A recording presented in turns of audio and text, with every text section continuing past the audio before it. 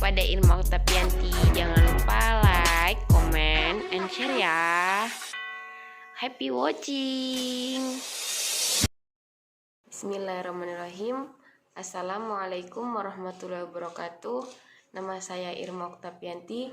Saya dari jurusan Pendidikan Bahasa Arab 2. Guna saya membuat video ini untuk memenuhi tugas bimbingan konseling Islam. Adapun pertanyaan-pertanyaan bimbingan konseling Islam yang akan saya jawab, ada 6 pertanyaan yang akan saya jawab. Yang pertama yaitu tentang definisi bimbingan dan konseling Islam. Bimbingan konseling Islam ialah proses pemberian bantuan terarah atau kontinu dan sistematis kepada setiap individu agar ia dapat mengembangkan potensi fitrah beragama yang dimilikinya secara optimal dengan nilai-nilai yang terkandung di dalam Al-Quran. Dengan bimbingan di bidang agama Islam merupakan kegiatan dakwah Islamiyah, karena dakwah yang terarah adalah memberikan bimbingan kepada umat Islam yang untuk betul-betul mencapai dan melaksanakan keseimbangan hidup fit dunia dan akhirat.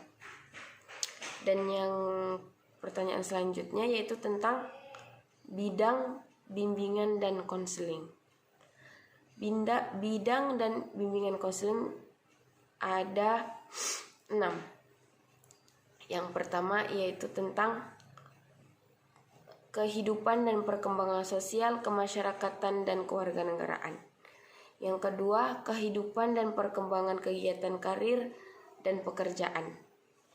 Dan yang ketiga, kehidupan dan perkembangan kegiatan pembelajaran diri. Dan yang keempat, kehidupan dan perkembangan pribadi. Yang kelima, tentang kehidupan berkeluarga. Dan yang keenam, kehidupan beragama. Dan pertanyaan selanjutnya yaitu tentang jenis layanan bimbingan dan konseling. Jenis bimbingan dan layanan konseling ada 10. Dan yang pertama yaitu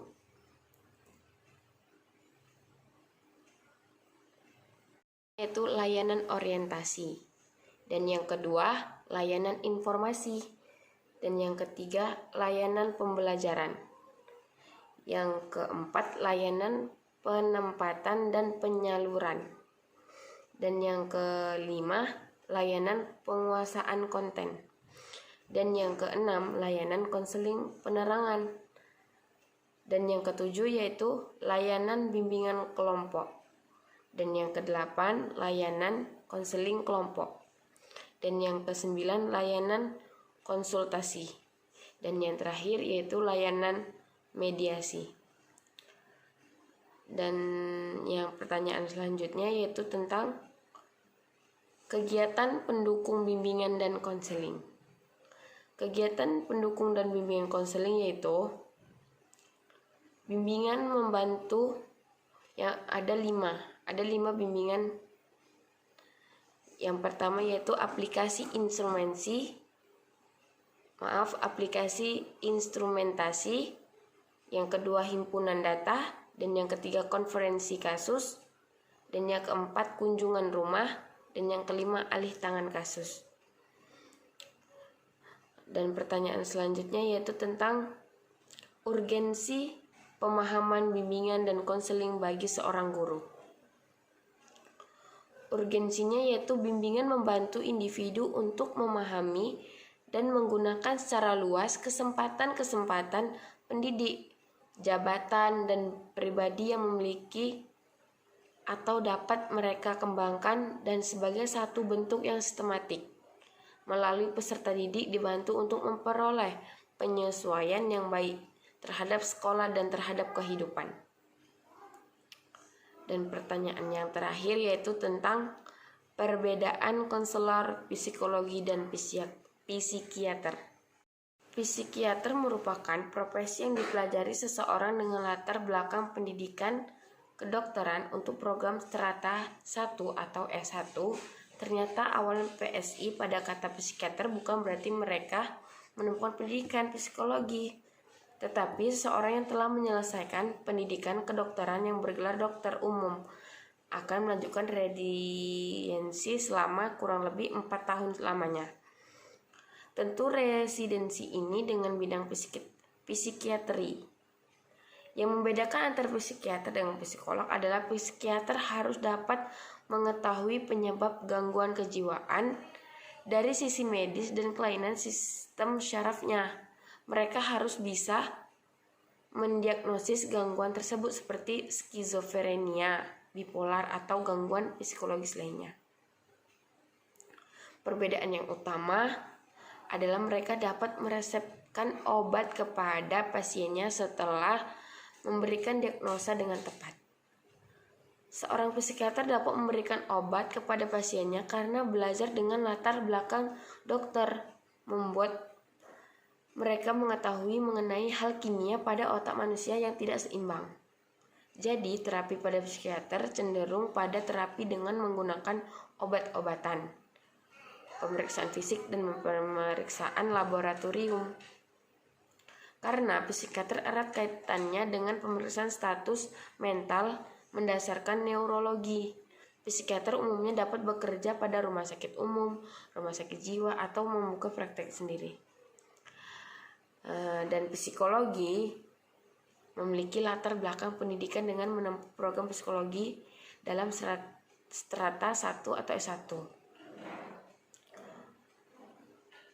Psikologi industri dan organisasi biasanya bekerja pada perusahaan dan ditempatkan di HRD, sedangkan psikologi pendidikan umumnya bekerja di lembaga-lembaga yang terkait dengan pendidikan. Untuk menyelesaikan pendidikan ini, kamu akan dihadapkan pada proses kerja psikologi yang nantinya akan diujikan. Psikolog klinis dapat menangani kasus kejiwaan, memberikan diagnosa psikologis, dan memberikan psikoterapi. Disebut juga dengan kasus klinis, maka disebut dengan psikolog klinis. Dan yang terakhir, konselor. Konselor merupakan bekerja dengan menggunakan pendekatan yang hampir mirip dengan psikologi, namun fokus mereka adalah pada seseorang yang normal bermasalah. Maksudnya adalah mereka mengalami masalah dan tantangan hidup, tetapi tidak mengganggu kesehatan mental sampai pada taraf gangguan jiwa. Peran seorang konselor lebih kepada bagaimana memposisikan diri sesuai dengan klien, seperti mampu menjadi seorang teman, mentor, pendengar yang baik, bahkan mungkin memposisikan diri sebagai orang tua jika kliennya masih di bawah umur.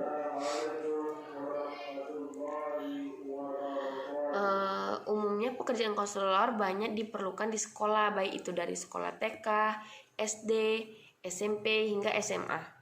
Sekolah banyak membutuhkan konselor karena umumnya yang memerlukan konseling adalah anak sekolah yang segi fisik masih sehat namun sedang mengalami hambatan.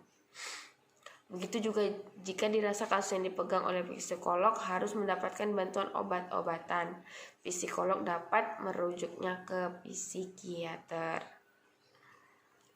Mungkin hanya ini yang dapat saya sampaikan. Saya mohon maaf undur diri. Wabillahi taufiq wal hidayah. Assalamualaikum warahmatullahi wabarakatuh.